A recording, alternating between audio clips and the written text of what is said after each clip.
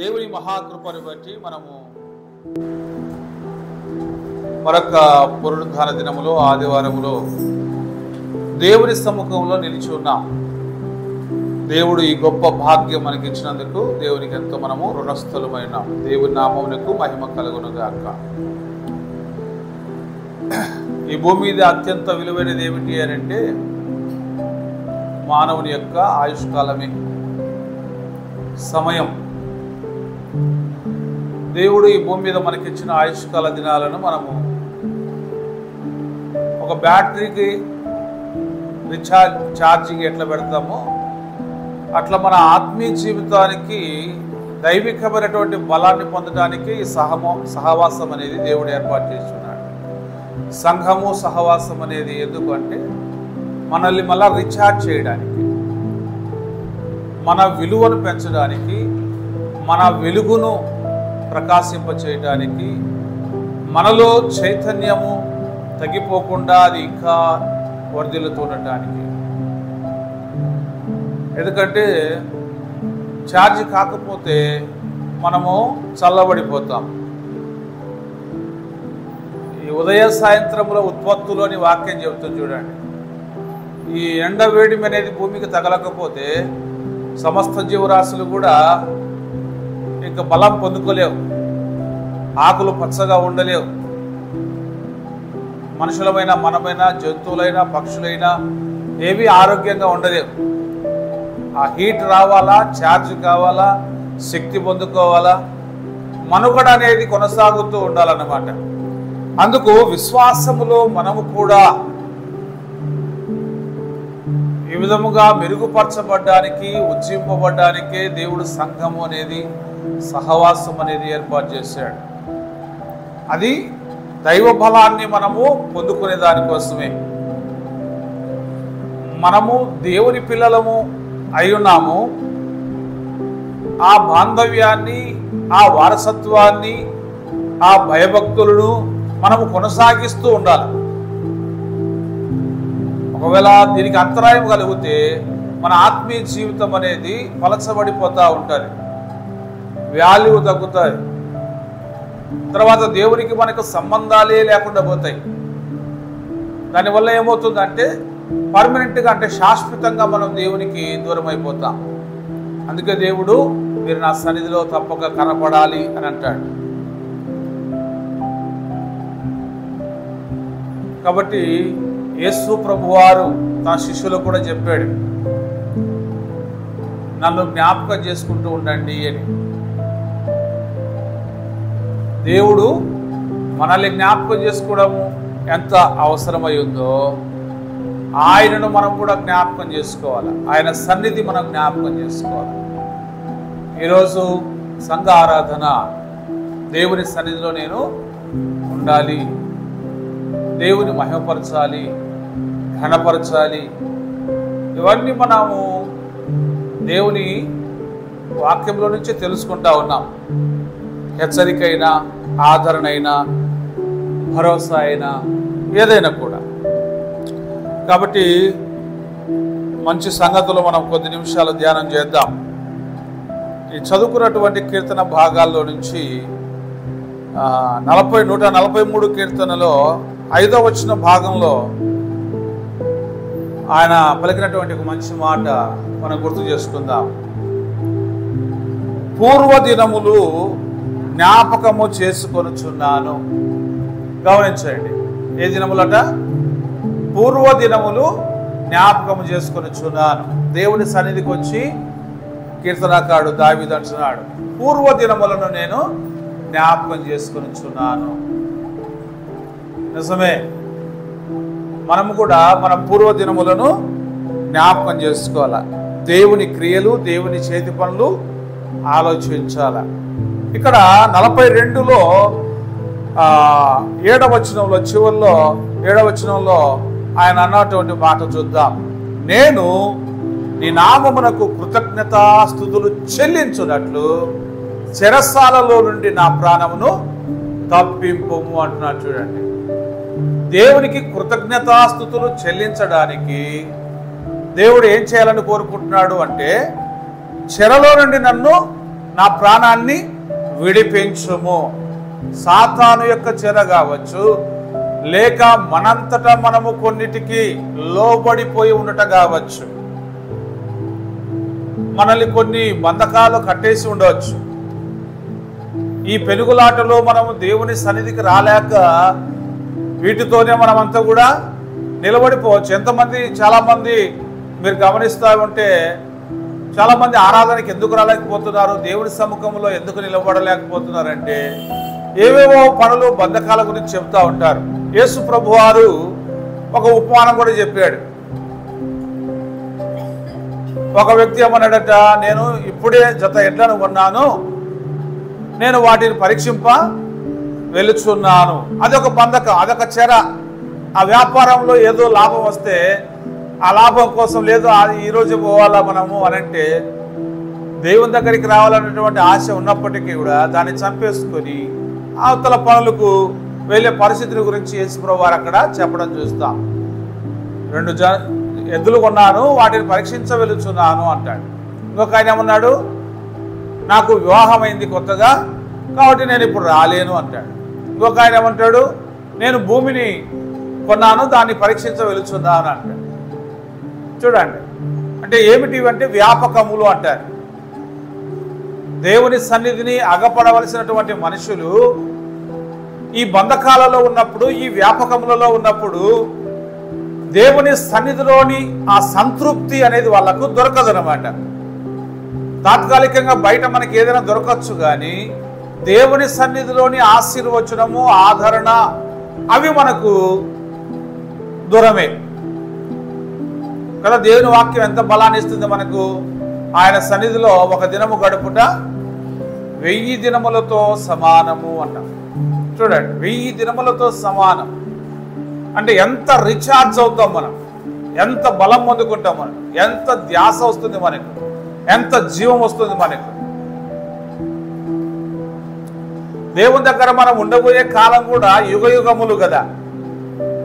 దేవుని దగ్గర మనం ఉండబోయే కాలము యుగయుగములు, లెక్కలేదు, ఇంకా యుగాయుగములు అక్కడ దేవునితోనే ఉండబోతున్నాం.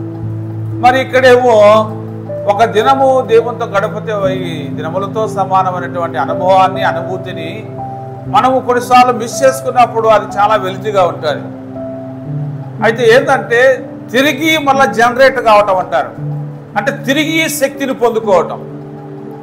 ఒకవేళ జరుగుతూ ఉంటాయి జీవితంలో, అయితే తిరిగి శక్తిని పొందుకోవాలి, మనం తిరిగి ఉద్యమాన్ని పొందుకోవాలి, తిరిగి జాగ్రత్త పడాలా. అది ఇక్కడ ఆయన కోరుకుంటున్నాడు. నేను నీ నామమునకు కృతజ్ఞత చెల్లించడానికి దేవుని మందిరానికి రావాలా, కృతజ్ఞత అందరితో పాటు నేను చెల్లించాలి. కాబట్టి ఈ బంధకాలలో నుంచి నాకు విడుదల కలిగించు దేవా అని అడుగుతున్నాడు. అంటే ఇది శనివారం రోజునో, సోమవారం రోజునో, మంగళవారం రోజునో, శనివారం లోపు మనం దేవుని అడగాల్సినటువంటి మాట. ఎందుకు, మరుసటి రోజు మనం ఆరాధనకి వెళ్ళాలి. కాబట్టి ఆ బంధకాలలో చిక్కుపడిపోకుండా సహాయం చేయనైనా. రేపు నేను ఆరాధనకి వెళ్ళాలా, సంఘం అంతా కూడుకుంటాం, చిన్న బిడ్డలు వస్తారు, యవన బిడ్డలు వస్తారు, పెద్దవాళ్ళు వస్తారు. నేను కూడా అందరితో కూడా కలిసి నేను ఆరాధించాలా, స్తుతించాలా, ఆమేనని చెప్పాలా, పాట పాడాలా, చప్పట్లు కొట్టాలా, స్తుతించాలా, ఘనపరచాలా. ఇందులో దేంట్లో కూడా నేను మిస్ కాకుండా నాకు సహాయం చేయి అని మనము సిద్ధపాటు కలిగి ముందు రోజు దేవుని అడగాలి. దీన్నే పూర్వకాలము సిద్ధపాటు దినము, సిద్ధపరచు దినము అనేవాళ్ళు. వాళ్ళకు శనివారం, యూదులకు శనివారం విశ్రాంతి దినం అయితే శుక్రవారం వారికి సిద్ధపరచు దినం. అంటే శనివారానికి కావలసినటువంటి ఆరాధనకు కావలసినటువంటి కానుక కావచ్చు, ఆరాధనకు కావలసినటువంటి డ్రెస్ కావచ్చు, ఆరాధనకు కావలసినటువంటి సమస్త సిద్ధపాట్లు, ఒక మంచి బట్టలు, చక్కగా స్నానం చేసి దేవుని సన్నిధికి నేను వెళ్ళాలా అని ఆ ఉదయాన్నే లేచి స్నానం చేసి ఫ్రెష్ అప్ అయిపోయి చక్కగా మంచి డ్రెస్సు వేసుకొని సిద్ధపాటు కలిగి బైబిల్లో చేత పట్టుకొని దేవుడు వారమంతట్లో కష్టపడి ఇచ్చిన దాంట్లో నుంచి దేవుడు చేతికి ఇచ్చినటువంటి కానుకను, దేవుని భాగాన్ని దేవునికి తీసుకొని సిద్ధపాటు కలిగి రావాలి. దాని కొరకు మనము ముందు రోజే ఇవంతా కూడా ప్రిపేర్ కావాలని వాక్యం చెబుతా ఉంది. అలా చేయడం అనేది ఏమవుతుందంటే నీ జీవితం మీద నీకు ఆసక్తి ఉంది, నీ దేవుడి సన్నిధి మీద నీకు ఆశ ఉంది. కీర్తనాకారుడు అంటాడు కదా, దుప్పి నీటి వాగుల కొరకు ఆశపడుచున్నట్లుగా దేవా నీ కొరకు నా ప్రాణము ఆశపడుచున్నది, జీవంగల దేవుని దర్శించడం కొరకు నా ప్రాణము తృష్ణగొనుచు ఉన్నది. కాబట్టి నేను ఎప్పుడూ దేవుని సన్నిధికి వెళ్ళేదను, ఎప్పుడు ఆయన మహిమపరిచేదను అని చెప్పి ఆ అనుభూతి కోసము ఎదురు చూసేవారట. కాబట్టి మనకు కూడా అది అవసరమై ఉంది. కాబట్టి ఈ సిద్ధపాటు అనేది ప్రతి క్షణం మనకు ఉండాలి జీవితం. ఇప్పుడు మనకు చూడండి, మనకు ట్యాప్కు నీళ్ళు వస్తాయి, టైం టు టైం వస్తాయి. అప్పుడు మనం ఏం చేస్తాం, ఏమరపాటుతో ఉంటామా, ఈ పలానా టైంకి నీళ్ళు వస్తాయి కాబట్టి ఆ కుళాయి నీళ్ళ కోసం మనము వెయిట్ చేస్తూ ఉంటాం. అవి ఆ టైంని బట్టి వస్తాయి కాబట్టి ఆ సమయాన్ని మనము ఏ ప్రోగ్రామ్స్ పెట్టుకోకుండా ముందు నీళ్లు పట్టుకోవాలా. ఎందుకంటే ఇంట్లో నీళ్లు లేకపోతే ప్రతి పనికి అది ఇబ్బంది.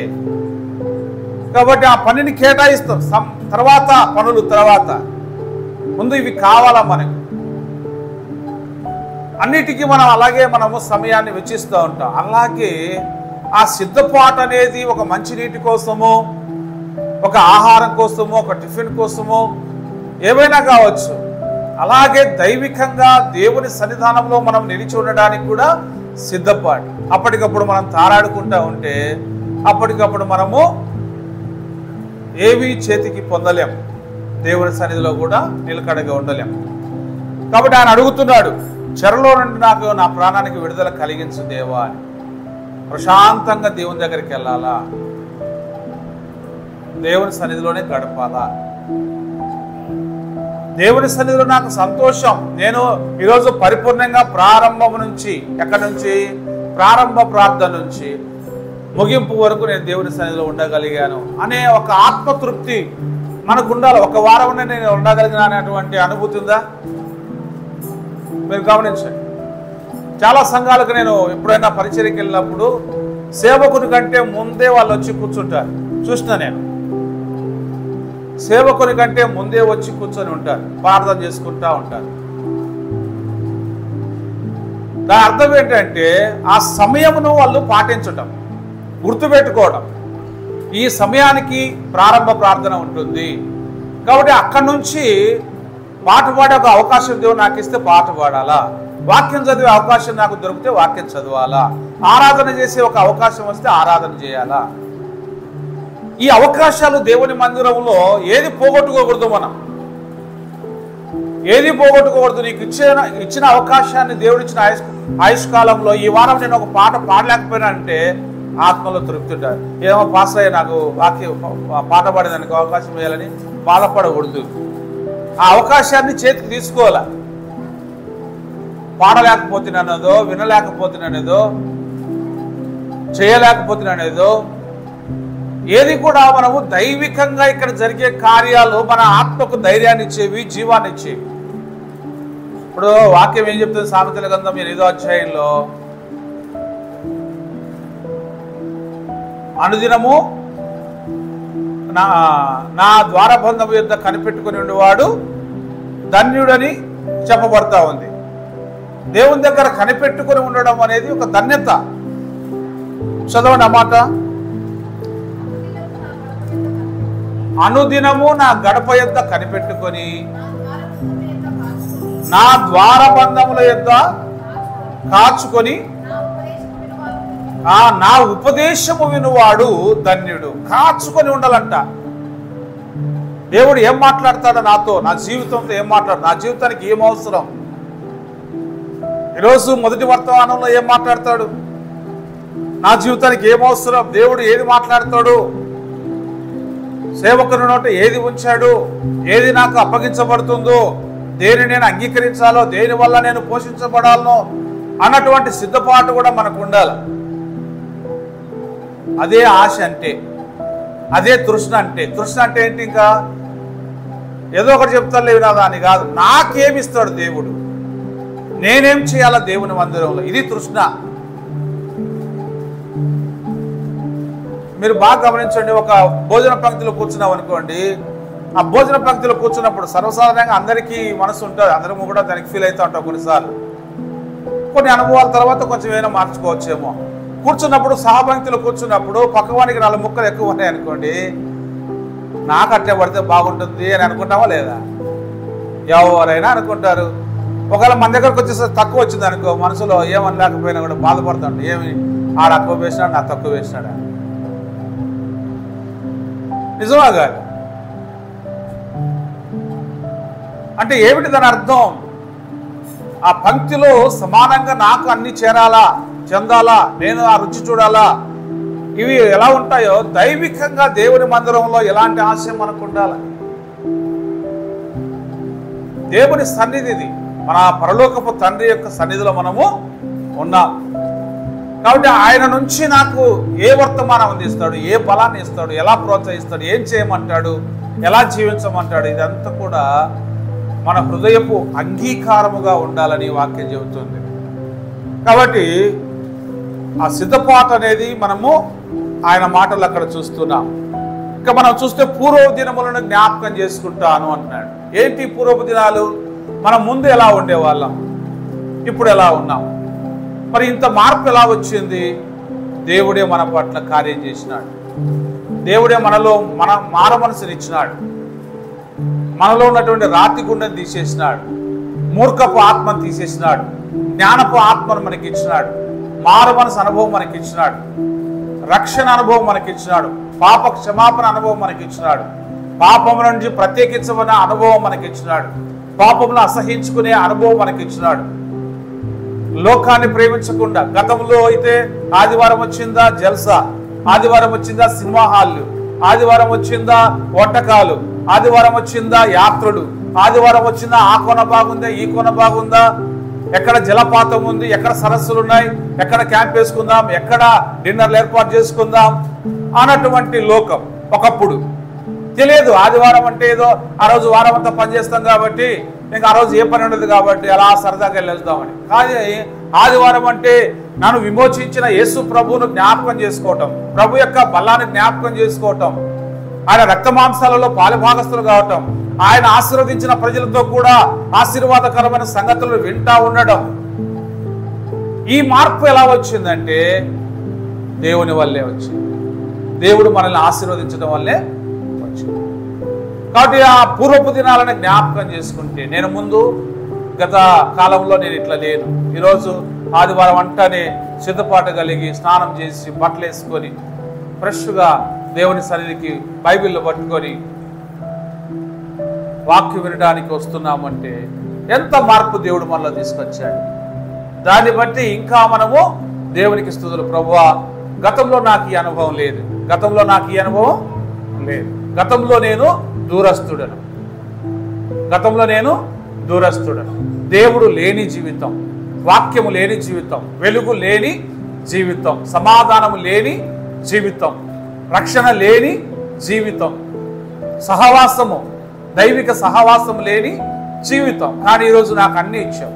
వెలుగునిచ్చావు, జీవమునిచ్చావు, రక్షణనిచ్చావు, పాప క్షమాపణనిచ్చావు, పరిశుద్ధుల సహవాసంనిచ్చావు, మేలుకొలుపు ఇచ్చావు, హెచ్చరికనిచ్చావు, బల్లానిచ్చావు. ఇవన్నీ దేవుని ప్రేమతో మనం పొందుకున్నాం.